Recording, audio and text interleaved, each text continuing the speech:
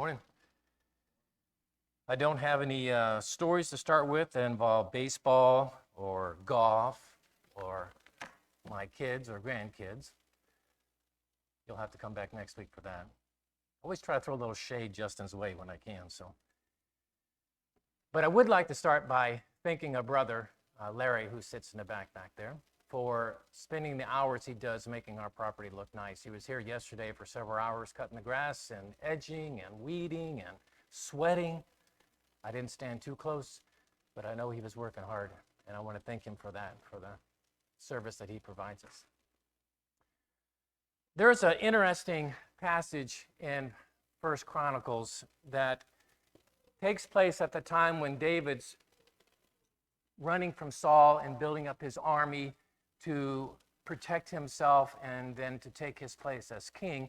This whole chapter, we only have verse 23 listed up there, is just a list of all the people who came to David's aid. And they include tribes of Jews, they include even foreigners, people who have served at his side, even some of the pagans who have read the tea leaves and realized that they want to be on a winning side and they're going to go with David.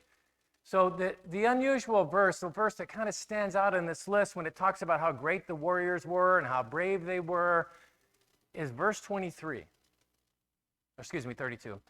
From Issachar, men who understood the times and knew what Israel should do. That's kind of strange, isn't it? To think of all the things that could be highlighted that brought value to David and his desire to be king, this was pointed out about the men of Issachar. They had the ability to look at what was going on around them, consider nations, consider people, consider motives, consider thought patterns, consider how best to then address those, how best to interact and relate to the times, to the people of the times. That was something that was commended. In Matthew 16, we have this little story. The Pharisees and Sadducees came to Jesus and tested him by asking him to show them a sign from heaven. He replied, "When evening comes, you say, it will be fair weather, for the sky is red. And in the morning, today it will be stormy, for the sky is red and overcast. You know how to interpret the appearance of the sky, but you cannot interpret the signs of the times. A wicked and adulterous generation looks for a sign, but none will be given except the sign of Jonah." Jesus then left him and went away. Jesus' condemnation to them, to these Pharisees and Sadducees, was that you think you can predict the weather, great, but you don't even see what's going on around you. You're blind to the signs that are right in front of you. You have no desire to try to interpret them. I'm standing here, you see me, and you don't even know what you're seeing. One last example of where we're going with this is in Acts 17. This is about Paul on his second missionary journey, in the midst of his second missionary journey. Then they took him and brought him to a meeting of the Areopagus, where they said to him, "May we know what this new teaching is that you are presenting? You are bringing some strange ideas to our ears, and we would like to know what they mean." All the Athenians and the foreigners who lived there spent their time doing nothing but talking about and listening to the latest ideas.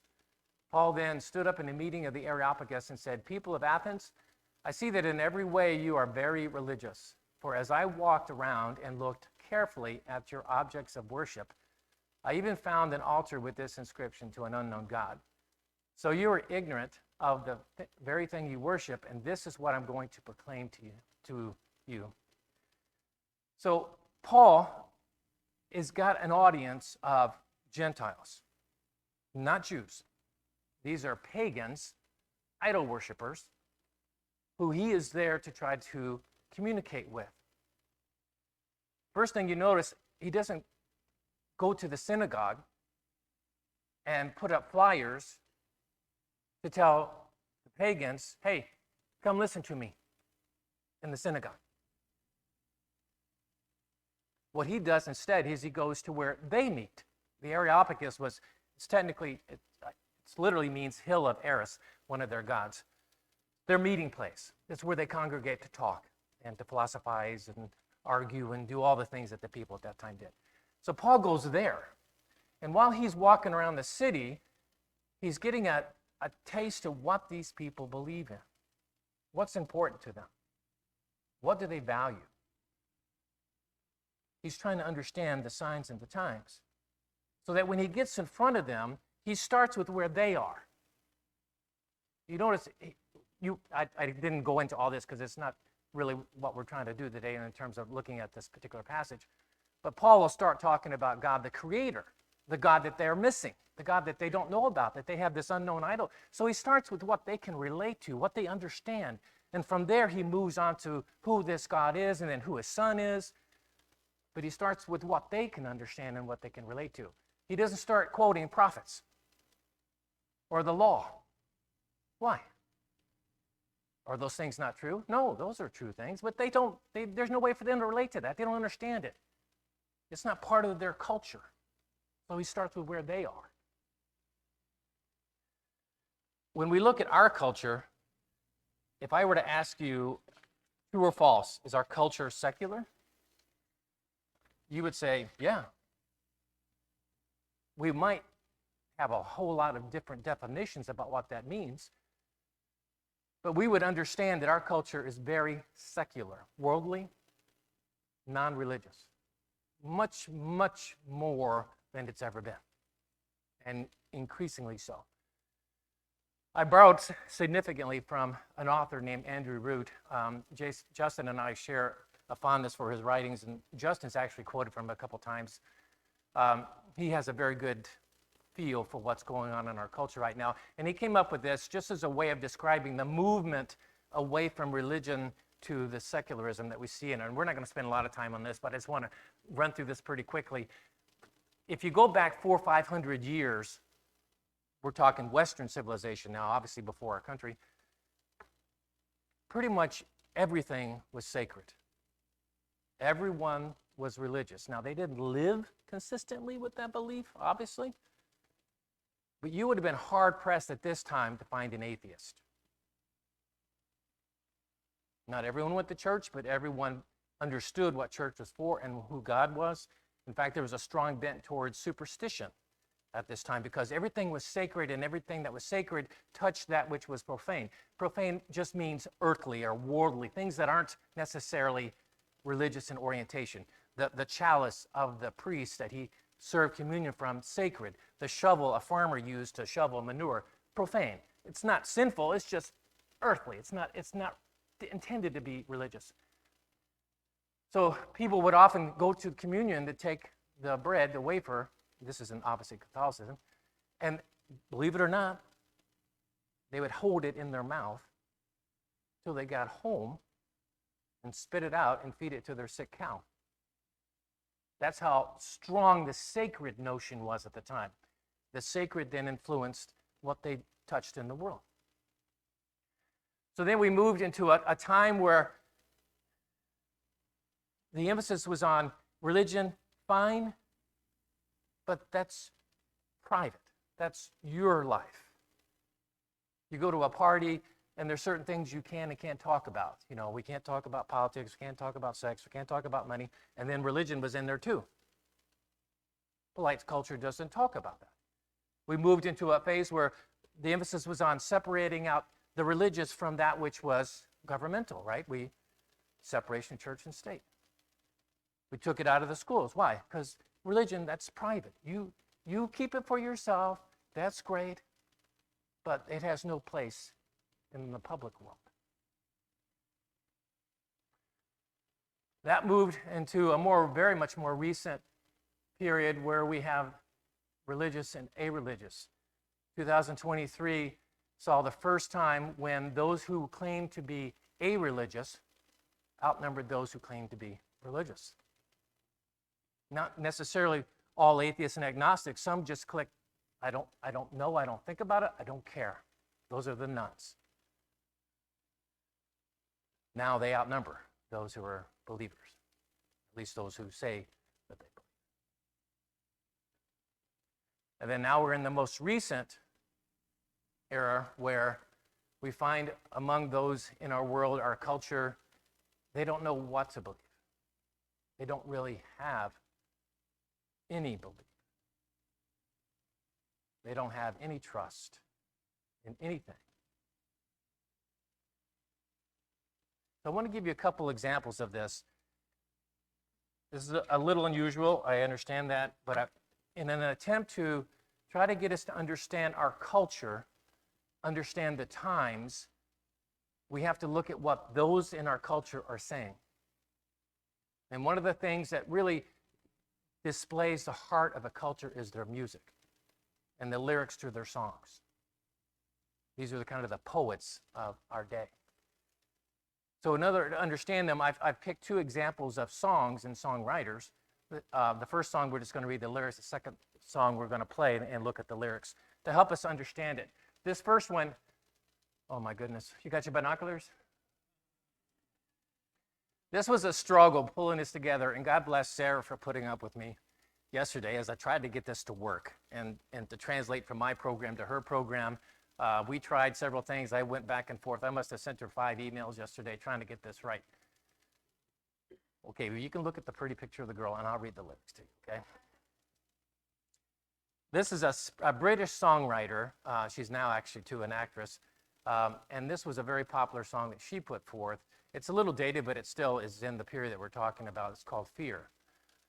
She writes, or saying, I want to be rich, and I want lots of money. I don't care about clever. I don't care about funny. I want lots of clothes and ton loads of diamonds. I heard people die while they're trying to find them. Not all these rhyme well, but that's not always true of music. And I'll take my clothes off, and it will be shameless, because everyone knows that's how you get famous. I'll look at the sun, and I'll look in the mirror. I'm on the right track. Yeah, I'm on to a winner. See some things already in terms of her beliefs? Money, wealth, influence, popularity. Those are things that are important to her.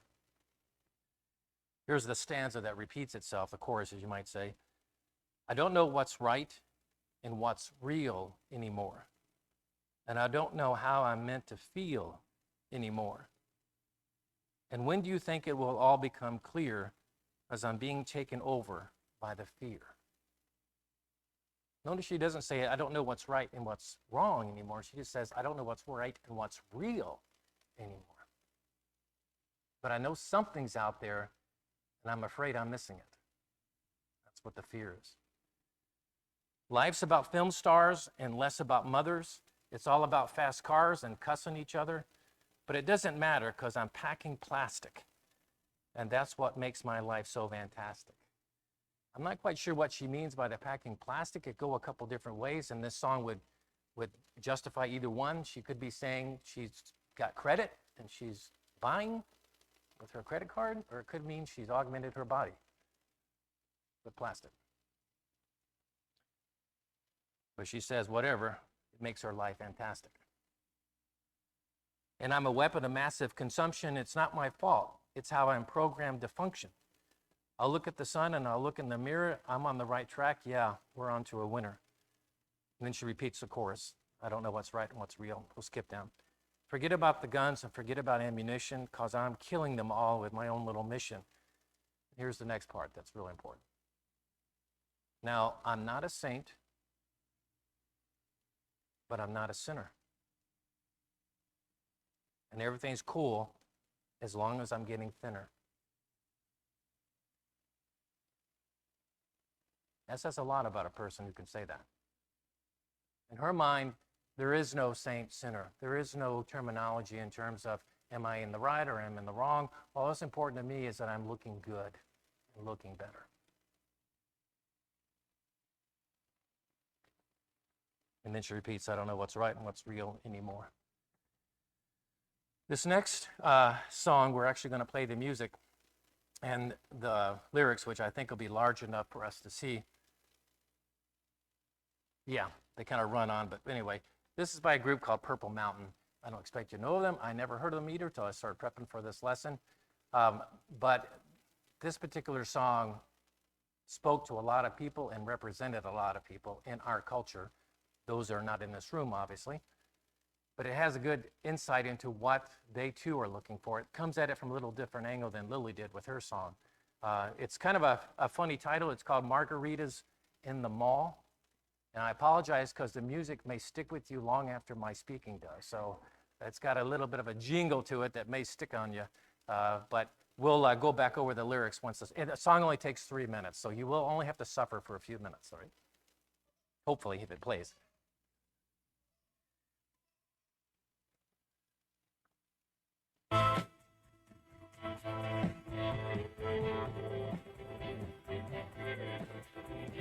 Drawn up all my findings, and I warn you they are candid. Every day begins with reminders I've been stranded on this planet where I've landed, beneath this gray as granite sky. A place I wake up blushing like I'm ashamed to be alive.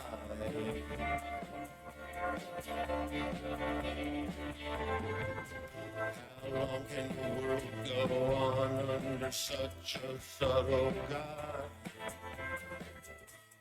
How long can the world go on with no new word from God? See the plot of the flawed individual looking for a nod from God, trotting the thought of the visible with no new word from God. We're just drinking margaritas at the mall. That's what this stuff adds up to after all. Magenta, orange, acid green, peacock blue and burgundy, drinking margaritas at the mall.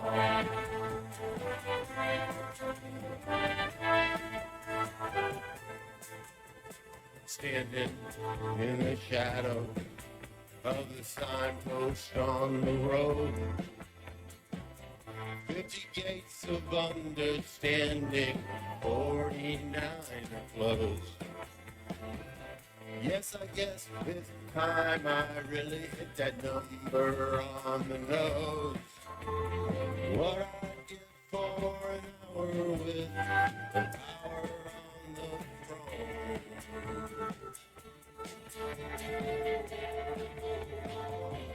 How long can the world go on under such a subtle God? How long can the world go on with no new word from God? See the plot of the flawed individual looking for a nod from God, trotting the thought of the visible with no new word from God. We're just drinking margaritas at the mall. This happy hour's got us by the ball. Magenta, orange, acid green, peacock blue and burgundy, drinking margaritas at the mall. We're drinking margaritas at the mall. Drinking margaritas at the mall.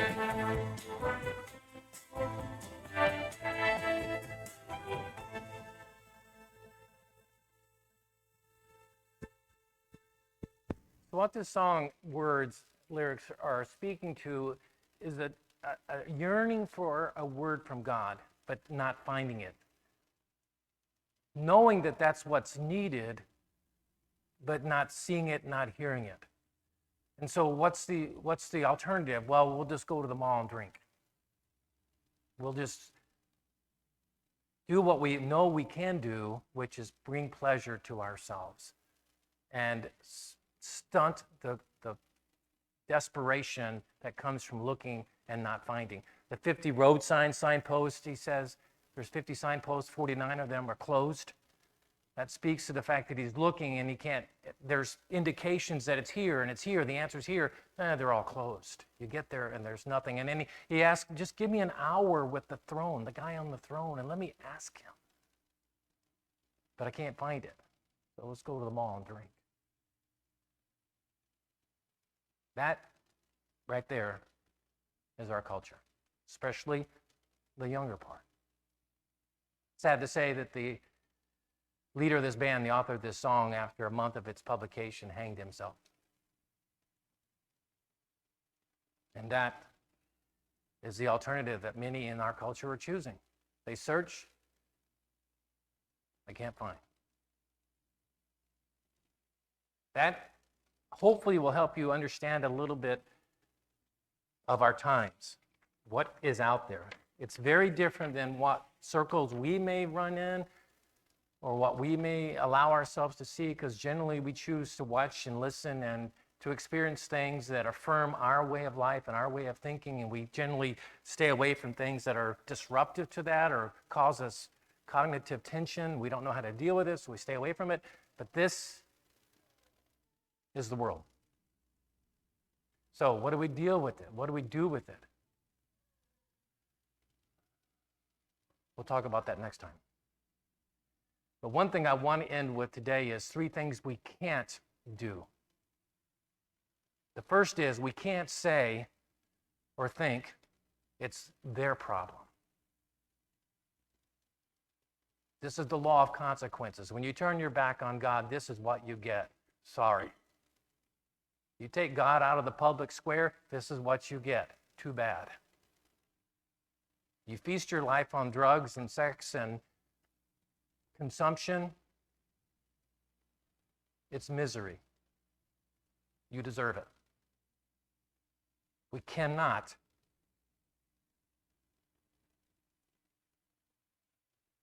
take that attitude. It's hard not to when they're angry at us. It's hard not to when they're intolerant of us. When an NFL player gets up and gives a nice commencement address and talks about how much he loves his wife, and that women get value from loving their husbands and having children, when they start petitions to fire him, it's hard for us not to get angry at them and say, you get what you deserve. But we're not allowed to do that as Christians. We've been given a mandate to reach out to that mindset. We are on a rescue mission. It is up to us to rescue those people, us and God. And we can't say, you went out there without a floaty, you're going to drown, you got it, what you deserve. Cannot do that. Secondly, we can't throw our hands up and surrender. We can't say, I don't know what to do. It's too hard. It's too frustrating. How do you communicate with people who don't even believe in truth? We can't.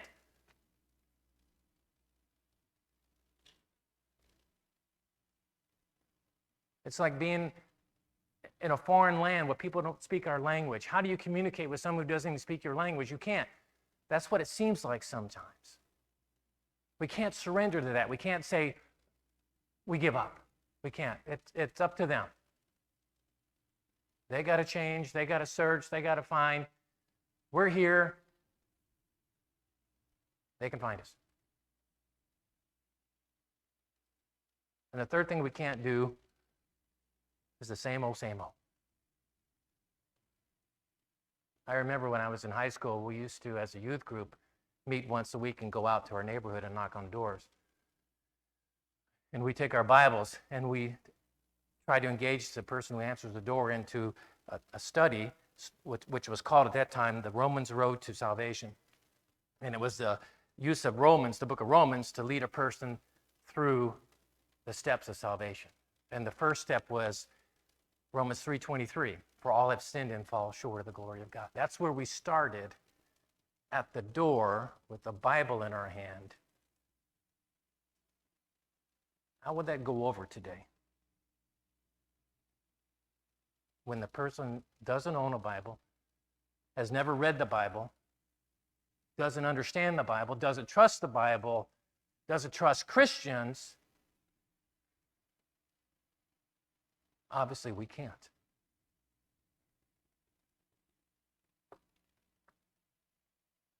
We can't approach him in the same old ways. We can't keep doing the same old things.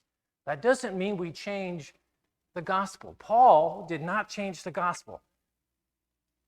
He talked about God, he talked about Jesus, but he talked about it in a way that got to where they were, how they started, and what they could relate to and understand. He eventually got to the cross and to the resurrection, but that's not where he started, because that's not something that they didn't even know who Jesus was. And that's us. People think they might know who Jesus is. They may think they might know who the God is and what the church is. They don't. And if we approach them in the way of this is who we are, we're from church, we're Christians, no thanks. I know who you are. You're the kind that judge and condemn. I have no part of you in my life. So, talk about maybe how to get around that next time. But for now, I ask that we do two things, two prayers. We pray for wisdom and knowledge. How do you get around that? God, help us understand them so that we can talk to them. How to talk to them. We need wisdom to do that. This is beyond us. It is literally beyond all of us to know what to do. We can only do this with God's help and in God's way. Secondly, I ask that we pray for a heart that hurts for them. Because honestly, we don't. Evangelism is not on our priority list. Honestly, it's not. If they come to us and force themselves on us, we'll take them. But that's about it for evangelism. We need to pray for that kind of heart. That doesn't mean we're going to be out knocking doors. That doesn't work. But it does mean we have to learn new ways and have a heart not to condemn someone because they are suffering the loss of consequences. Yes, they not deserve what they're doing. It is a consequence of what they're doing. But that doesn't allow us then to condemn them and say, there you go. We've got to hurt for them. They don't want to be that way, I don't think, in their hearts. They just don't know better. Some that do know better still go, all right, there's a lot who want out, want to escape. We just got to know how to communicate that. Let's pray together. Father, we need wisdom and we need love. Help us with both those things. To have ears that hear when cries are there, when people are giving us opportunities to speak and to demonstrate with our lives. Help us to see people, Father, as lost and needing you. Help us not to write them off because of their politics or their sexuality or their tattoos or their dyed hair, all the things that go into us wanting to stay away from them, judge them.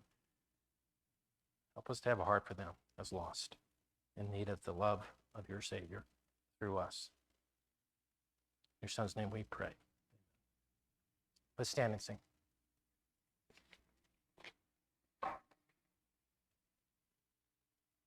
Your books. We're going to sing 693.